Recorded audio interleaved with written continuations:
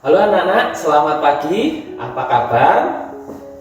Semoga semuanya dalam kondisi sehat.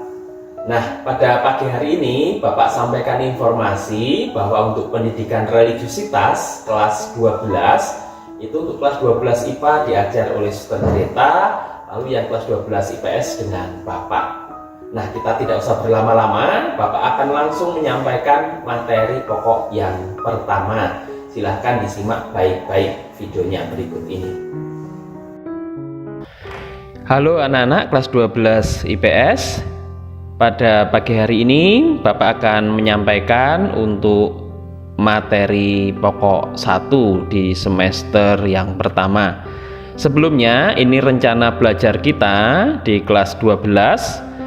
Yang pertama nanti materi atau bahan untuk semester 1 itu dari materi pokok 1 sampai 7. Lalu di semester 2 hanya ada satu materi pokok, yaitu materi pokok 8 tentang persiapan hidup berkeluarga. Nah, nanti yang mau menikah ini sudah Bapak persiapkan setelah lulus SMA.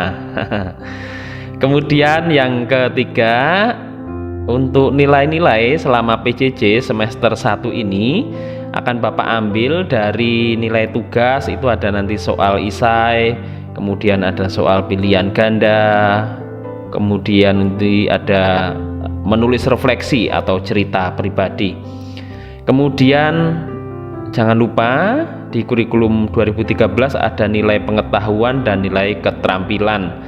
Lalu untuk ujian-ujian itu nanti ada nilai ujian tengah semester atau UTS, ada nilai PAS, penilaian akhir semester. Kemudian di semester kedua nanti ada ujian praktek. Nah, prakteknya itu berkhotbah nanti. Kemudian ada ujian sekolah. Nah, kita masuk ke materi pokok yang pertama. Ini godaan mengincar, Tuhan menolong. Ini materi pokok yang pertama. Nah, nanti anak-anak bisa melihat video ini ketika ada ujian PTS atau UAS, bisa kembali melihat materinya di video di channel YouTube Bapak. Nah, ini latar belakang. Kemajuan dunia dalam banyak hal membuat orang berusaha dan berlomba-lomba mencari kenikmatan hidup. Nah, untuk mencapainya kadang orang sering melakukan jalan pintas, misalnya korupsi, penipuan, kriminalitas, atau pelacuran. Nah, orang diberi berbagai tawaran, kemudahan, dan fasilitas menarik yang menyebabkan orang jatuh ke dalam godaan dan dosa. Jadi kalau tidak tahan dengan godaan, orang akan jatuh ke dalam dosa. Orang pengen memperoleh kenikmatan hidup, tetapi karena mungkin tidak mampu, tidak bisa, maka kemudian jalan pintas yang diambil. Akhirnya korupsi, akhirnya menipu, akhirnya menjual diri, atau akhirnya melakukan tindakan kriminalitas. Demi apa? Demi memperoleh kenikmatan hidup yang seringkali diukur dengan materi yang melimpah. Nah, kita akan melihat macam-macam godaan yang ada dalam hidup kita. Nah, macam atau jenis godaan yang pertama, godaan yang bersifat kenikmatan atau kemewahan. Contohnya mencuri, berbohong, berjudi, melihat film porno, mencari kepuasan seksual, menggunakan narkoba, miras, dan lain-lain. Nah, godaan yang bersifat kenikmatan atau kemewahan ini mengukurnya begini. Kalau orang sudah biasa mencuri, itu dia merasakan kenikmatan. Ya, saya merasakan wah, begitu saya merasakan puas ketika saya bisa mencuri milik orang lain. Itu kalau sudah terbiasa. Tapi kalau belum terbiasa, maka baru sekali dua kali mencuri, pasti yang ada adalah bukan kenikmatan, tapi rasa takut, rasa cemas, dan seterusnya. Begitu juga berbohong. Kalau kalian sudah biasa berbohong, maka tandanya itu saya akan merasakan nikmat. Nah, kalau sudah merasakan nikmat, puas, itu berarti saya sudah biasa melakukan tindakan dosa ini, berbohong gitu. Atau berjudi. Nah, orang yang biasa berjudi itu orang dia menemukan kenikmatan gitu. Adu ayam itu orang bisa menemukan kenikmatan di situ, merasakan kepuasan, bisa mengadu ayamnya dengan ayam orang lain lalu menang begitu. Nah, itulah berjudi gitu ya. Jadi dia sudah merasakan sungguh bahwa apa yang dia lakukan ini memuaskan, menjadi kenikmatan buat dia. Nah, ini untuk kalian yang sering menonton film porno. Nah, kalau Anda menemukan di situ kenikmatan, berarti itu sudah menjadi kebiasaan. Tapi kalau Anda di situ merasa takut, cemas, jijik dan seterusnya, itu berarti belum menjadi bagian dari kebiasaan Anda. Lalu mencari kepuasan seksual menggunakan narkoba, miras, dan lain-lain. Nah, ini godaan yang pertama, godaan yang bersifat kenikmatan. Cara mengukurnya bahwa ketika orang sudah biasa melakukan dosa-dosa yang dicontohkan, itu orang merasa nikmat, orang merasakan puas bisa melakukan tindakan misalkan mencuri, berbohong, dan seterusnya. Nah, kemudian godaan yang kedua adalah godaan yang bersifat kekuasaan. Contohnya ada orang-orang yang gila kekuasaan.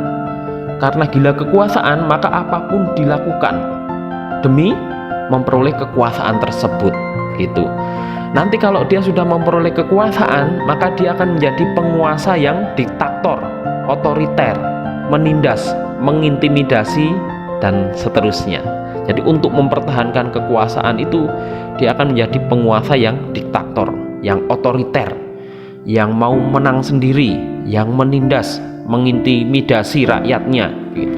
Nah, ini godaan yang bersifat kekuasaan. Jadi orang gila atau haus akan kekuasaan, sampai-sampai semuanya dijual demi memperoleh jabatan tertentu. Bahkan iman pun bisa dikorbankan demi memperoleh kekuasaan atau jabatan. Nah, ini godaan yang bersifat kekuasaan. Kemudian yang selanjutnya itu godaan atas kehormatan, kemuliaan, kemegahan, atau kemasyhuran. Nah, di sini contohnya sombong, angkuh, merasa yang paling terhormat, merasa yang paling kaya, merasa yang paling cantik, paling ganteng, meremehkan orang lain. Kalau sudah merasa paling itu kemudian nanti meremehkan orang lain, menganggap orang lain lebih miskin darinya, menganggap orang lain lebih jelek darinya, ya, merasa orang lain status sosialnya lebih rendah darinya, dan seterusnya. Lalu kemudian merasa tidak memerlukan bantuan Tuhan karena saya sudah paling terhormat, paling kaya, paling pinter, paling cantik, maka saya sebenarnya nggak butuh lagi bantuan Tuhan. Jadi secara tidak langsung seringkali dalam hidupnya dia tidak mengandalkan Tuhan karena merasa sudah paling hebat, paling kaya, paling pinter, paling cantik. Pokoknya saya bisa mengatasi semua masalah tanpa bantuan Tuhan, ya, gitu. Nah, ini godaan atas kehormatan, kemuliaan, kemegahan, atau kemasyhuran diri. Nah, itu 3 jenis godaan. Lalu yang berikutnya, orang yang jatuh dalam godaan biasanya merasa khawatir, bimbang, ragu-ragu, cemas, merasa bersalah, berdosa, merasa jauh dari Tuhan, tersiksa, stres, dan lain-lain, ya. Apalagi kalau baru pertama kali, kalau Anda lihat di sini gambar anak yang mencontek begitu ya. Nah, di sini baru mungkin pertama kali, 2 kali mencontek, apalagi pas yang ngawas Pak Agus begitu. Wah, mungkin rasanya khawatir begitu, jangan-jangan ketahuan nanti, ragu-ragu, kemudian cemas juga. Lihat pengawasnya mungkin Bu Mary, wah saya cemas mau mencontek gitu. Lalu kalau sudah mencontek mungkin masih cemas juga, merasa bersalah, merasa berdosa gitu. Kemudian bisa merasa jauh dari Tuhan, kenapa saya sering berbuat dosa dalam hidup saya, dan seterusnya. Akhirnya bisa menjadi tersiksa karena beban dosa itu. Orang bisa menjadi stres kalau orang sering jatuh dalam godaan gitu ya. Nah, godaan itu sering atau selalu menyerang melalui sisi lemah yang ada dalam diri seseorang. Misalkan sisi lemah saya itu, saya orangnya mudah emosional, maka yang namanya setan itu akan menyerang melalui sisi lemah dalam diri kita. Wah, dia orangnya mudah marah ini, sensitif nih gitu. Maka kemudian setan itu akan menggoda orang untuk membuat kita marah, membuat kita sensitif, akhirnya keluar kata-kata kotor dari mulut kita, keluar tindakan-tindakan yang jahat dari diri kita terhadap orang lain. Jadi menyerang melalui sisi lemah kita. Misalkan kalau sisi lemah saya itu, saya paling tidak tahan kalau diajak oleh teman melakukan sesuatu gitu, tidak enakan gitu. Maka suatu ketika diajak teman untuk membolos gitu, wah saya nggak enak Pak dengan teman saya gitu, maka kemudian saya ngikut, saya orangnya mudah terpengaruh. Nah, setan menyerang kita melalui sisi lemah kita itu. Jadi kemudian kita mengikuti hasutan ajakan kawan itu, akhirnya kita memutuskan untuk membolos. Jadi setan selalu menyerang melalui sisi lemah manusia, tidak melalui sisi kuat manusia. Kalau dia punya kekuatan di sini, maka setan akan mencari sisi lemah manusia, dan disitulah setan akan menjatuhkan manusia ke dalam godaan dan dosa. Ini kalau lihat di sini pengawasnya tertidur, wah ini tadinya nggak mau nyontek, jadi akhirnya kepikiran mencontek, gitu ya. Jadi menyerang melalui sisi lemah kita. Nah, lalu bagaimana cara supaya kita bisa menghadapi godaan dalam hidup kita? Yang pertama, bersikap tegas. Sikap tegas itu berarti menolak godaan tanpa kompromi atau tanpa ragu-ragu mengatakan tidak. Ada teman yang mengajak membolos, dengan tegas kalian mengatakan tidak. Ada yang teman mengajak untuk jalan-jalan sore nggak pakai masker, nongkrong-nongkrong, Anda dengan tegas mengatakan tidak gitu. Karena akan berpengaruh terhadap hidup Anda. Sekarang banyak kasus COVID-19, kalau saya jalan-jalan keluar apalagi nggak pakai masker, nggak jelas tujuannya, maka kemudian beresiko terhadap hidup saya dan hidup orang lain. Maka dengan tegas saya mengatakan tidak begitu. Kalau ada teman ngajak saya untuk mencuri, dengan tegas saya mengatakan tidak. Nah, ini tidak gampang. Tapi kalau orang punya prinsip, maka orang akan berani tegas untuk menolak segala sesuatu yang tidak baik, termasuk korupsi misalkan. Tidak ya tidak begitu, meskipun mungkin di sekitar Anda orangnya pada korupsi. Kemudian cara yang kedua adalah berprinsip. Nah, yang saya sampaikan tadi, kalau kita punya prinsip yang kuat lalu mendahulukan prioritas utama yang kita pilih, maka kita akan terhindar dari yang namanya berbagai macam godaan. Punya prinsip yang kuat. Saya ambil di sini contohnya Ahok begitu ya. Ahok pernah mengatakan begini, saya tidak akan tega makan duit rakyat seperti itu, sekalipun bukan saya yang makan. Saya disumpah untuk mempertahankan uang rakyat ketika masuk ke sini. Kalau saya harus terjungkal, tidak jadi gubernur pun saya puas. Karena dalam hidup saya tidak akan menghancurkan nurani saya. Nah, ini orang yang berprinsip. Ya, orang yang berprinsip. Disumpah untuk mempertahankan uang rakyat. Ya, tidak mau korupsi. Kalaupun saya harus tidak jadi gubernur, nggak masalah. Karena saya tidak akan menghancurkan nurani saya dengan bertindak korupsi. Nah, kita, apalagi Anda sekalian sudah kelas 12, sudah besar, sudah dewasa, harus mempunyai prinsip dalam hidup. Kalau tidak, maka kita hanya akan ikut-ikutan orang, akan hanya menjadi pesuruh orang kalau kita sendiri tidak punya prinsip. Tapi kalau kita punya prinsip yang baik, punya prinsip yang kuat, maka orang akan ikut kita, maka orang akan hormat terhadap kita dengan sendirinya. Kemudian godaan yang ketiga adalah bersikap kritis, yaitu sikap PK atau hati-hati dalam mengambil keputusan agar keputusan yang diambil itu tidak keliru.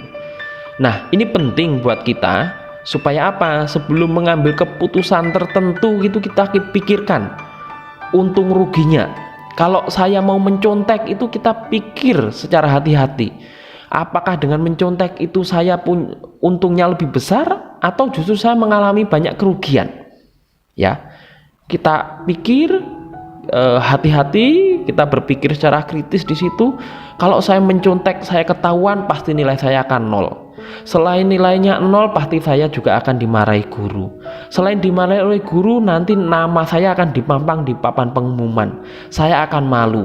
Semua orang akan melihat nama saya terpampang di papan pengumuman sebagai siswa yang mencontek saat ujian. Ya, untungnya apa? Untungnya ya kalau pas jawabannya benar, ya mungkin ada tambahan nilai sedikit. Itu pun belum tentu tuntas juga. Wah, maka lebih baik saya jujur saja, saya kerja apa adanya, berapapun nilainya saya akan terima karena ini hasil usaha saya.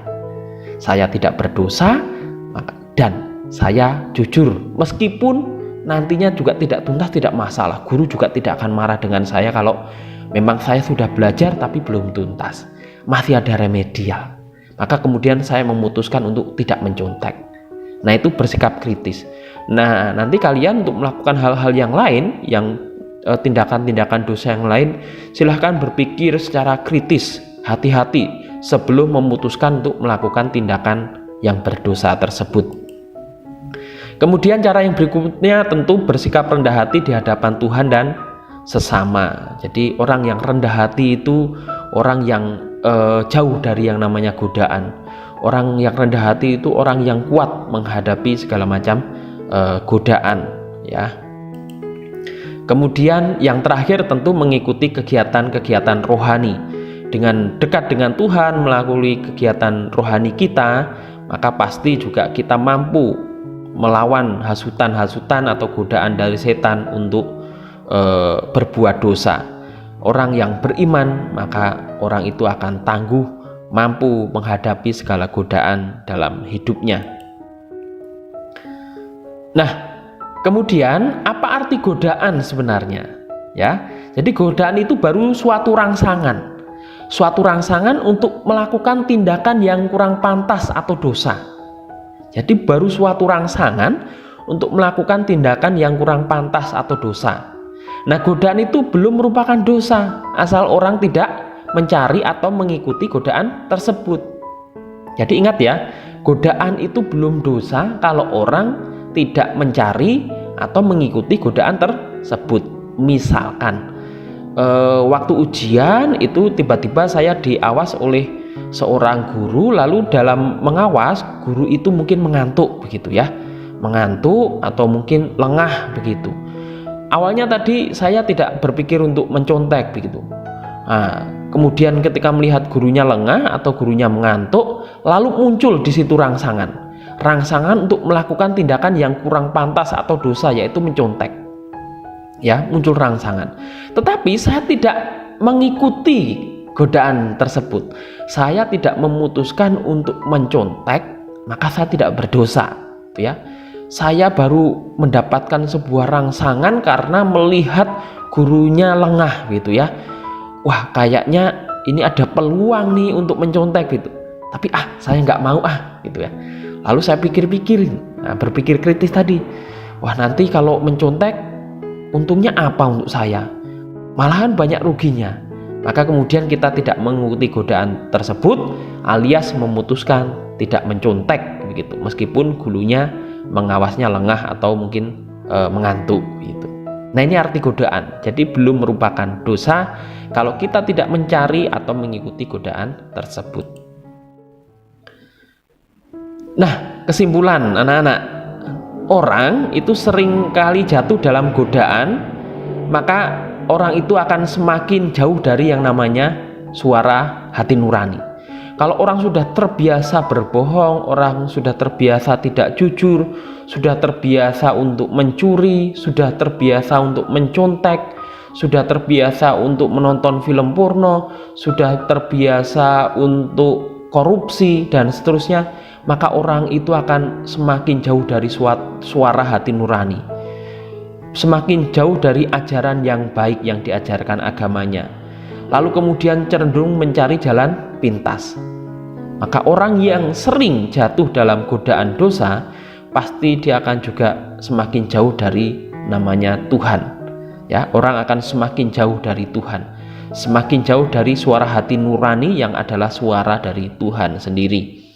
Maka kemudian orang akan berbohong soal SPP dengan orang tuanya, lalu stres mungkin, lalu mengatasi masalahnya dengan miras, narkoba, dan seterusnya. Nah, dengan bersikap tegas, berserah diri pada Tuhan, maka kita akan mampu mengatasi godaan di dalam hidup kita. Maka anak-anak, jika dalam hidup kalian banyak mengalami godaan, dan godaan-godaan tertentu itu atau dosa tertentu itu sering saya lakukan berulang-ulang, Pak. Saya sudah mengaku dosa atau sudah menyesal, tapi saya masih lakukan lagi dosa yang sama begitu. Maka silahkan pakai 5 cara tadi atau 5 usaha tadi untuk mengatasi godaan di dalam hidup kita. Mudah-mudahan kita bisa mulai mengurangi kebiasaan buruk atau kebiasaan dosa dalam hidup kita, sehingga pada akhirnya nanti kita bisa menjadi manusia-manusia yang dekat dengan Tuhan, dekat dengan suara hati nurani kita, dan melakukan segala sesuatu sesuai dengan suara hati nurani kita. Nah, demikian anak-anak materi dari Bapak untuk materi pokok 1. Jadi untuk PJJ hari ini Bapak belum memberikan tugas, tetapi nanti silakan anak-anak merefleksikan kira-kira dosa apa yang sering kali saya lakukan di dalam hidup. Jadi godaan sehingga saya seringkali jatuh dalam dosa. Nah, dosa apa? Dari 3 jenis godaan tadi ya, saya sering jatuh dalam godaan dosa yang mana? Itu kalian pikirkan. Nah, minggu depan nanti Bapak akan mengambil nilai berkaitan dengan pengalaman Anda, pengalaman kalian semua jatuh dalam godaan, lalu bagaimana mengatasi godaan tersebut di dalam hidup Anda. Nah, demikian materi dari Bapak. Terima kasih. Jaga kesehatan selalu. Tuhan memberkati.